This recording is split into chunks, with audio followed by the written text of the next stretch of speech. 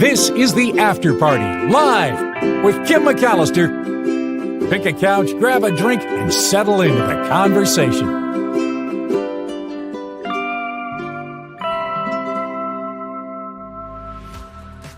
Well, hi, everybody. It is the After Party Live on a Travel Tuesday. Thank you for being here. David K. Johnston, awesome today. Loved having Jacob Ward on the show as well, and Jefferson Graham. So tomorrow on the Mark Thompson Show, of course, we get John Rothman. May have Tom Hartman as well as a recorded piece because Belinda Weymouth, our eco-journalist, is traveling. And then super excited for Thursday, of course, David Katz and also Sarah Kenzier will be back on the show for Thursday. So a lot of cool things happening on the Mark Thompson Show. Here on this show, we're taking a little trip. I have a thing on my TV, and I don't know if my husband put it on there or if it's just like part of the TV. I don't know what these things I don't pay attention to, but I do know that after no one has done anything with the TV for a while, a screensaver pops up and it flashes the most beautiful pictures of these places around the world. And that's where what we're doing for Travel Tuesday. We're not going anywhere specific. We're going to a lot of different places to see some really unique things that likely most of us won't get to see in real life, but we'll experience them all together here on the After Party Live. All right. You're taking a break from cleaning carpets. I'm glad I could be your respite from the cleaning. Gotta do it though, gotta get that stuff clean. Hello to Sandy and no Kim tomorrow. Oh, why are you busy? You're going to Tokyo to find Godzilla? No? Okay. Something is happening with you, so I'm glad that you have something exciting is going on. Hello to Liz. Hello to everybody. Thank you for being here. Hi, Heather. Hope you had a great time in Hawaii.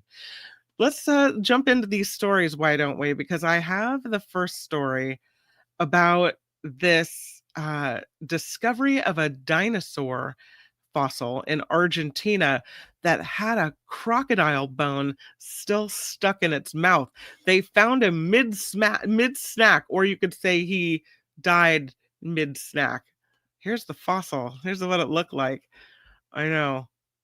This is a new find, thought to be 23 feet long, this dinosaur, from a mysterious group of dinosaurs called the Megaraptorans. Yeah. Mid-feast. The dinosaur probably lived between 66 and 70 million years ago, right about the time the dinosaurs went extinct. It was at least 19 years old when it died, although they're not exactly sure what killed it. Maybe not agreeable, this meal of crocodile, I don't know. But researchers said they uncovered part of a skull, as well as an arm, a leg, and tail bones, and they pulled it from this rock formation in Patagonia. And when they took it, they noticed these unique features in the bones that made them think this could be a new species. The front leg bone pressed against its jaws, belonging to an ancient relative of crocodiles, could reveal clues, though, as to its diet. They say these Megaraptorans roamed what is now South America and parts of Asia that split off into different species over millions of years ago. They were known for their stretched out skulls, huge, very powerful claws as well. The latest member of the Megaraptoran family is called the Joaquin raptor casali, and scientists say it fills a major gap by providing one of the most complete skeletons yet. The research published in the journal Nature Communications. How cool that they caught him mid-snack. There he is. Well, AI is doing something kind of interesting, or being used for something very interesting, and that is this startup is now using AI to fight art forgeries by making art forgeries? Yeah. Hyper-realistic copies, they call them. And here's the thing about these forgeries. They can generate between $4 and $6 billion a year in sales. So a lot of people, creating something that looks like the real deal and passing it off. But they are using it in this sense to fight against fine art forgeries by employing this robot painter that can compose nearly indistinguishable copies of these renowned artworks. The company is called Acrylic Robots. It's out of Canada, and they're working with the estate of a late Canadian Indigenous artist called Norval Morrisseau to create these replicas that are really sophisticated using his catalog and AI trained robotic painting systems. They make the near identical replicas to his work, and then they have it analyzed by another AI model maintained by the estate, which has been trained to detect minute differences that even a skilled human eye might miss. So they're using the forgeries to build this AI authenticator. And the estate of this author is hoping that this approach will train its AI to spot even the most sophisticated forgeries popping up on the commercial market. The Morisot estate estimates that more than 6,000 unauthorized copies of his paintings, worth over $72 million, have entered people's collections in recent decades. The high quality robotic replicas will be sold as clearly labeled copies with the estate's consent. Now, no, nothing new that art forgers are out there doing their thing. The Art Legacy Institute claims forged art can generate between $4 and $6 billion a year in sales. So Morisot died in 2007, and he is one of the most copied artists in recent years. He has this very distinctive style, pictographic style, that explores themes of land displacement and racism. He was the first Indigenous artist to be featured in a contemporary Canadian gallery. And since he died, his estate has been locked in a constant game to try to find these imitators and discredit them. But they say until now, the way to identify these fake paintings had been more of an art than a science, using art historians that are well trained to analyze the suspect fake works, right? For stylistic discrepancies, maybe some type of odd brush stroke or color choice, something that raises a red flag. But forgers have gotten better and better and better. And there just are not enough qualified art historians to be able to screen every possible faker baker before it goes to auction.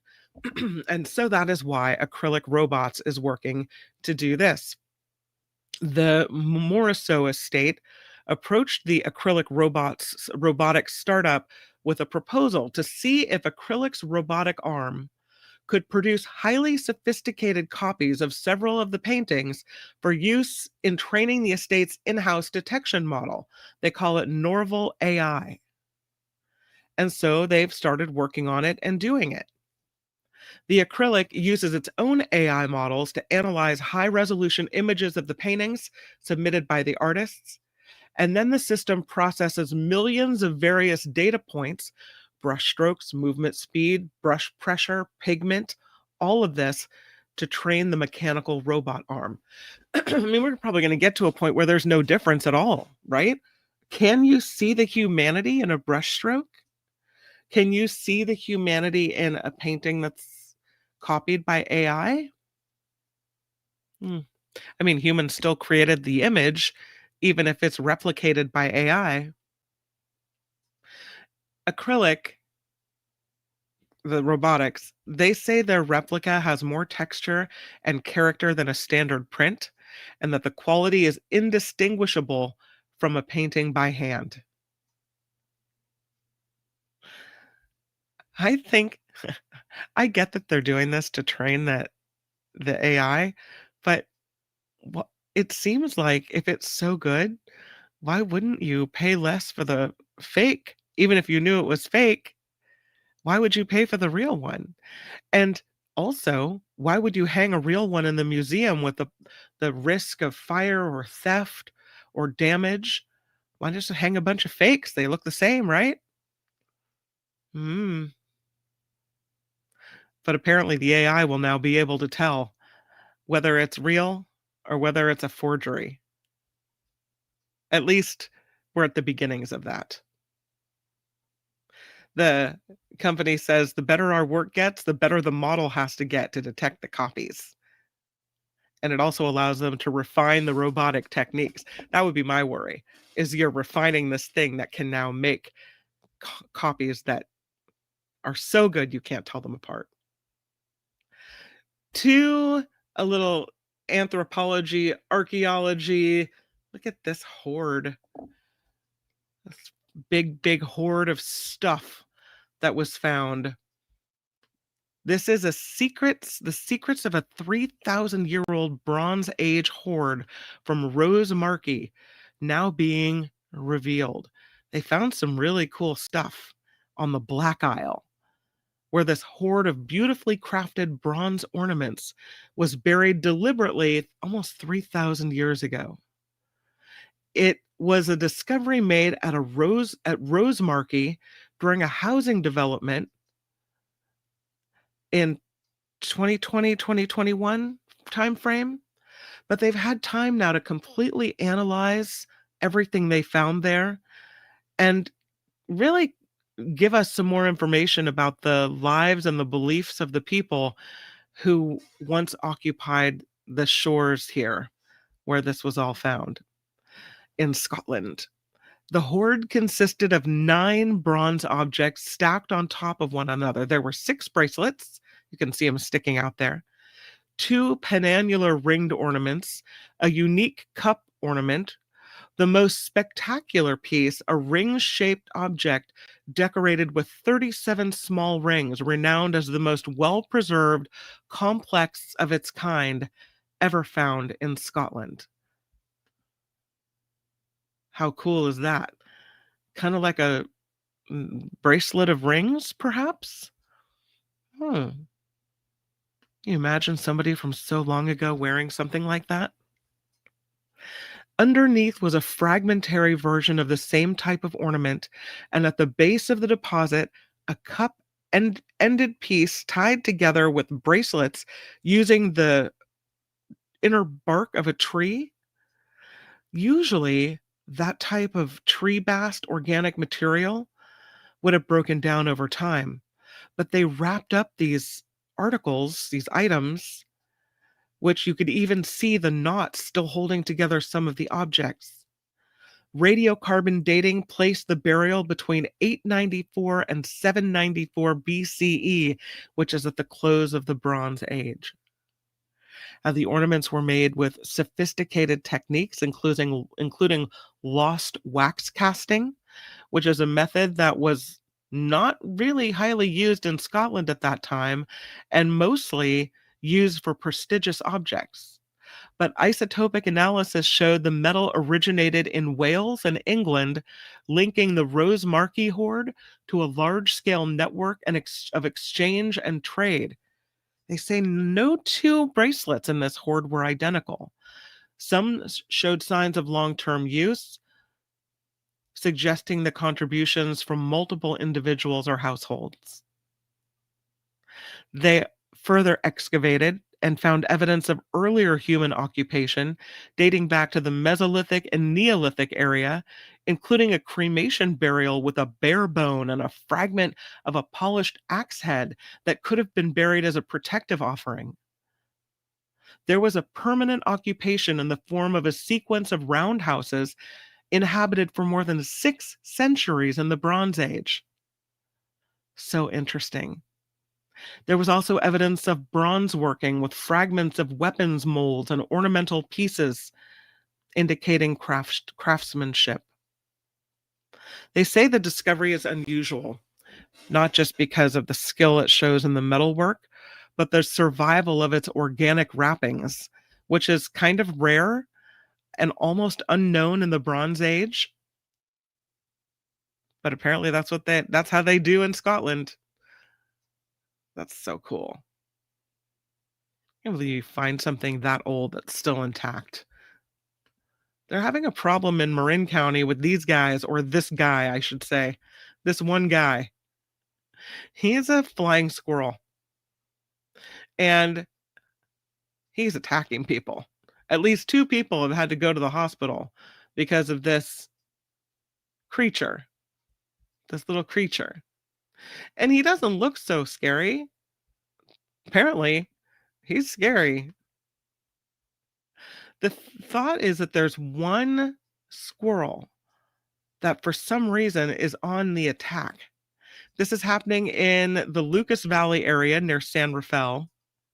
And all of these attacks, at least 5 so far, are believed to involve the same golden brown squirrel.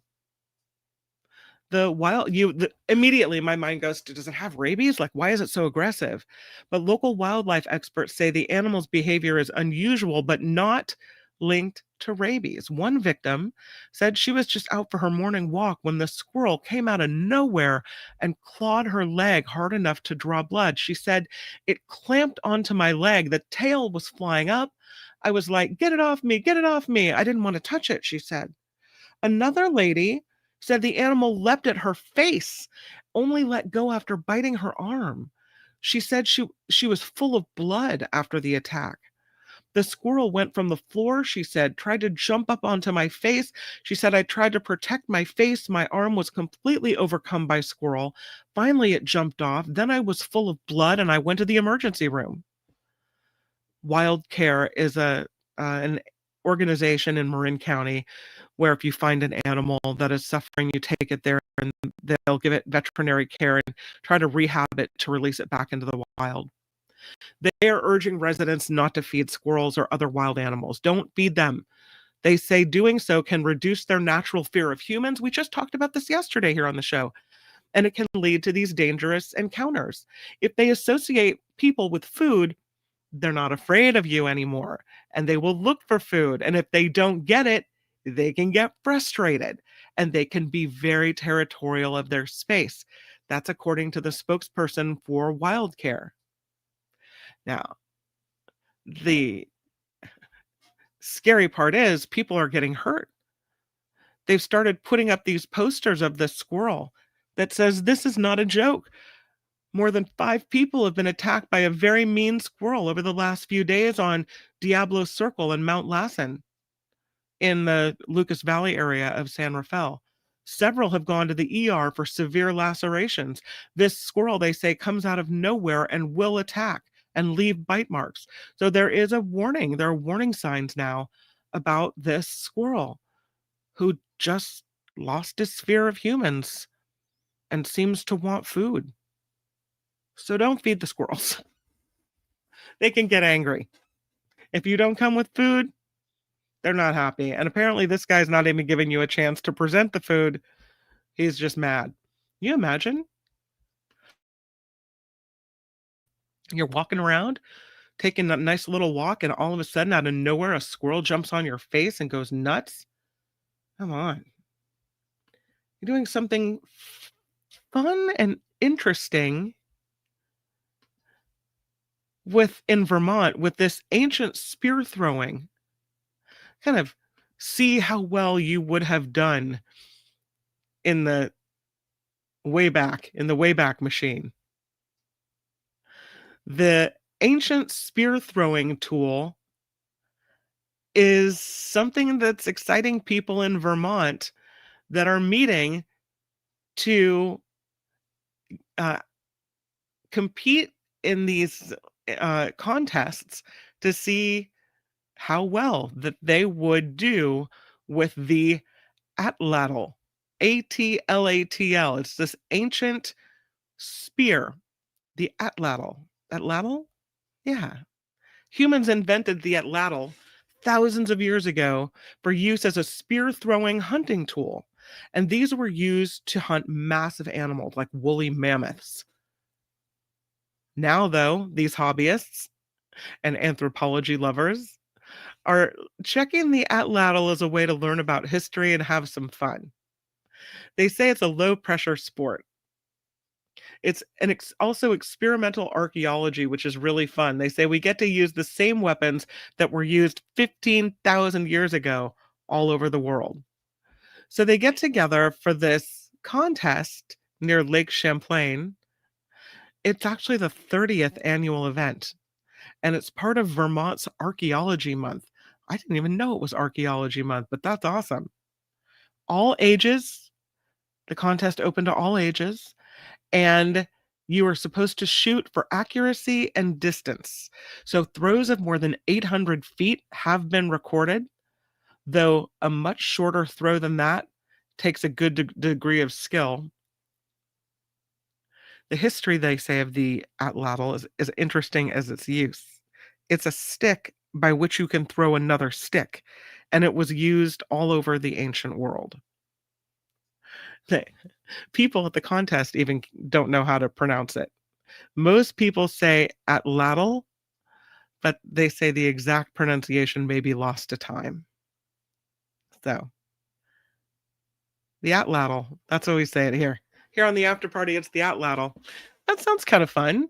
I might like to take a spin at the atlatl, see how well I do. What about you? You know what time it is? I'll tell you. It's Fat Bear Week again. It's time to fill out those brackets. Just in case, you wanted to play the Fat Bear Week. Kind of fun, right? Yeah. Here's the bracket for this year. We'll have to take the picture down. Here's what it looks like. Fat Bear Week bracket. So that's what it looks like this time around. See if I can make it a little bigger. And they already have some filled in there, you can see, right? Yeah. It looks so fun when you look at it this way. It really does. So Fat Bear Week goes on in the Katmai National Park in Alaska. And it is an annual competition to find the public's favorite biggest bear.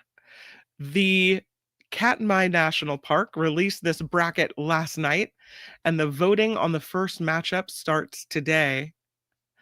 The rangers there say the salmon runs in Katmai are essential to the survival of the park's ecosystem and the brown bears that live there, and that Fat Bear Week enables people from around the world to actively engage in learning about bears while cheering for their favorite competitor. This year's bracket includes 128 Grazer. We've heard of her before. She's a female bear who claimed her first Fat Bear Week title in 2023 and became the first pregnant bear to win the competition last year in 2024. Other bears in the bracket, fan favorite 32 Chunk, who recovered from a broken jaw during the summer. Then there's Bear 609, who was the 2022 Fat Bear Junior champion, and 128 Junior, who's the cub of Grazer, crowned this year as the Fat Bear Junior champion. So a lot of choices here on Fat Bear Week. Yep. You can check it out. They have an Instagram. If you go and type in Fat Bear Week, you can print out your bracket, go to the website, and play the game if you're so inclined to do that. Are you ready for the lotto of the day? I have it. Here's another one of these double winners. I'm telling you, some people are so lucky. This happened in Massachusetts, where a lottery player won $10,000, and the next week won $1 million. It's like the 10,000 was just a little warm up. This Connecticut man won a $1 million prize from the Massachusetts State Lottery 1 week after winning a $10,000 prize from a ticket he bought at the very same store. It was the Quick Pick store off of River Road in Agawam. The ticket, a $1 million winner. The man had visited lottery headquarters just 1 week earlier to collect a $10,000 prize that he won from another lottery ticket. Again, bought it from the same store. He says his prize money will go toward buying a new house and making some investments as well. All right. It is time for Travel Tuesday. Yay! And again, this time we're not going to a specific locale, but we are going to see some really cool things, like this. First place on the list is Salar de Uyuni. It is in Bolivia. It is the world's largest salt flat, which transforms into this mirror-like surface during the rainy season, and it creates these reflections in the sky. You can walk on a vast expanse of white salt. You can visit Incahuasi Island, which is home to giant cacti. You can stargaze on one of the clearest night skies on the earth. The best time to visit? November to March for the reflections, June to August if you're looking for the dry season. But if you're looking for the reflections of the salt ponds or the salt fields, again, that's Salar de Uyuni in Bolivia. I don't think I would ever go here. However, how cool is this tree? Really cool. This is Socotra Island in Yemen. They call it the most alien place on Earth, and it features these bizarre landscapes with very unique flora and fauna, like this called the Dragon's Blood Tree. You can hike through the Home Hill Plateau. You can swim in the pristine beaches and lagoons, explore limestone caves and dunes. The best time to visit October through April to Socotra Island in Yemen. I might say the name of this next one wrong. Is it Cappadocia or Cappadocia? I think it's Cappadocia, Turkey. And how beautiful is this? They have, look at the hot air balloons there. It's beautiful. The area is famous for its fairy chimneys. In Cappadocia, you get a mix of ancient cave dwellings and breathtaking hot air balloon rides. You could stay in a cave hotel. You could watch a sunrise, a hot air balloon ride over the landscape. You can explore the underground cities like Derinkuyu. So that's pretty cool. Again, that is Cappadocia, Turkey. How about let's go to China and check this out? Wow. Would you walk on that bridge? It's kind of really open on the side. I don't know. I'm not liking the way that's looking. This is a UNESCO World Heritage Site, inspired the floating mountains in Avatar, and features towering sandstone pillars covered in lush greenery. This is Wulingyuan Scenic Area in China. And while here, you can walk along the glass bridge. You can take the Beilong elevator, which is the world's tallest outdoor elevator. You can hike through lush trails and mountain peaks. They say the best time to visit is September and November. How about this, a little closer to home? This is called the Antelope Canyon. Wow. Look at the way the light plays off of the stones inside this canyon. Super pretty.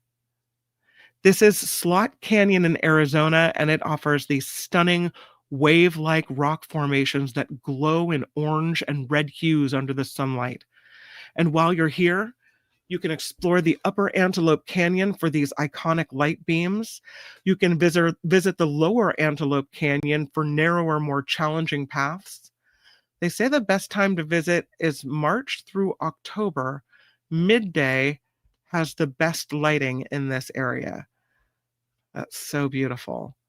Again, that is the Antelope Canyon. And I say, let's go there. That's amazing. How about we take a little stop next to Bhutan? Check this out. It looks like very complicated to get here, doesn't it? Yeah. It's a Himalayan kingdom focused on gross national happiness, with pristine landscapes and a very rich Buddhist culture. While here, you can hike to the Tiger's Nest Monastery. You can witness their very colorful festivals, like Perod Shu. You can experience untouched Himalayan trails. That's incredible. Let's go see the wave. Have you heard about the wave? It's pretty incredible. The wave is in the USA and kind of reminds me of our trip to the Antelope Canyon. But take a look at this. Look at the colors and the striations of the rocks. Uh-oh, my picture's not working, which is such a bummer because this picture is amazing. Again, let's see if I can fix it. I don't know. It's going to let me, but I have to show you the picture one way or another.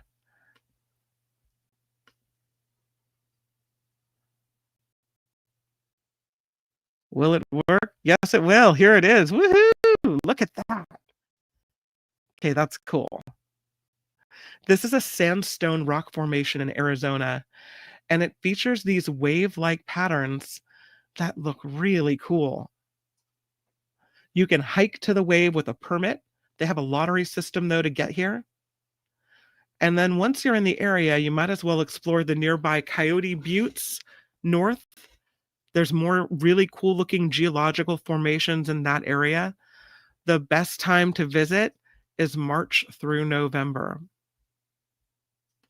And now we head to, although I think that's the coolest picture of the day. Let's head to Norway, Svalbard, Norway. There's some really cool things to see here, although I gotta say it looks very, very chilly. Here's the picture. In Svalbard, Norway, it is an Arctic island chain home to polar bears, glaciers, and the northernmost settlements in the world. You can experience the midnight sun in the summer or the polar night in the winter. You can go on wildlife safaris to spot polar bears and Arctic foxes. You can go visit Longyearbyen. That's the world's northernmost town, Longyearbyen. If you're going for the polar bear expedition, the best time to visit February through May. If you're going to hike, June through August. And again, that is Svalbard, Norway. This is pretty beautiful scenery in Mount Roraima, which is at kind of where Venezuela, Brazil, Guyana area. Mount Roraima. I hope I'm saying that right. So picturesque and so beautiful. Check out this plateau and the rushing waters right in front of it. Beautiful. Look at that. It's gorgeous. This is a mystic tabletop mountain surrounded by clouds thought to have inspired Arthur Conan Doyle's The Lost World. You can trek to the summit through rainforests and cliffs, discover unique plant species and otherworldly rock formations. Check out the waterfalls cascading off the cliffs here. Best time to visit December through March. It is another cold, cold place, but also such stark beauty. Lake Baikal in Russia. Super pretty. And here's what it looks like. I have it. It's coming. There it is. Look at that. Does that not look chilly? Chilly cold. This is the world's deepest and oldest freshwater lake. Lake Baikal freezes in the winter, creating these stunning ice formations. So you can walk or skate on the transparent frozen surface. You can visit Olkhone Island, which is the spiritual center of this lake. You could take a boat ride if it's the summer months to see crystal clear waters. If you're trying to hike, February through March. If you're trying for warmer weather, maybe taking the boat July through August. This is beautiful. So we already went to one area in Turkey, and I think we might have explored this before, but I have to tell you, we have to see it again. The color of the water is so incredible and beautiful that it's just stunning. Makes you go, things that make you go, kind of. This is in Turkey, very different than our last shot of Turkey, which was there, that landscape. Check out this landscape. Yeah, same country, right? It's called the Pumakale. They are thermal terraces made of white travertine, resembling cascading snowfields. So you can soak in these thermal pools you're seeing on the screen. You can visit the ancient ruins of Hierapolis, watch the sunset over the travertine terraces. Best time to visit is April, June, or September, October. So we're right in the thick of it here. And I don't necessarily know why you would want to visit the door to hell, but that's what's next on the list. This giant hole spewing gas. We're probably never going there except for here virtually today, right? This is in Turkmenistan.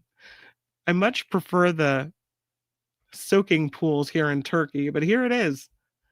It really does look like the mouth of hell. It's called the Door of Hell. It's a burning natural gas crater in the Karakum Desert, and it's been on fire since 1971, aptly named Door to Hell. You can camp overnight near the glowing crater. You can explore the desert landscape around it. No, thank you. No. Mm-mm. I'll pass. Let's go to Vietnam next. How about Ha Long Bay? Boy, it sure is pretty. And it's funny because when I think Vietnam in my mind, I guess I see jungle and a country that maybe doesn't have this type of beauty, but wow, look at this bay with these beautiful rock formations and the color of the water. It's a UNESCO World Heritage Site. These emerald green waters have thousands of limestone karsts or islets. You can see them. You can cruise on a traditional junk boat through these little islands. You can explore caves like Sung Sat Cave and Dien Kung Cave. Maybe we'll do that tomorrow. You can kayak through hidden lagoons. And again, this is Ha Long Bay in Vietnam. So pretty. And there you go. With some of the most unique places on Earth. And we just checked it all out together. So thank you. I know it's after 2:00 and I've been going longer and longer and longer. So I'm so sorry to keep you guys, but I do want to thank you for being here as we look at this picture of Ha Long Bay. Also want to thank the folks that have contributed to the show, and that includes Teacher Lori with a bunch of stories. Calvin Wong has sent me stories. Yvonne sending stories as well. And thank you to everyone contributing financially, and that includes Wes, Vicky S, Alicia P, Amy P, Delette Z. Those are the most recent contributors to the after party. Huge thank you guys for helping keep this show up and running. Much appreciated. All right. I will see you tomorrow on The Mark Thompson Show. I almost said The Mark Rothman Show, but that's not what it is. It's The Mark Thompson Show. We'll see John Rothman tomorrow. It's always exciting to get to see our old KGO guys. All right. I hope everyone has the most lovely day. Make it the best one that you can. And I'll see you tomorrow here on the YouTube. Bye, everybody. The After Party Live would like to thank the following contributors and viewers like you.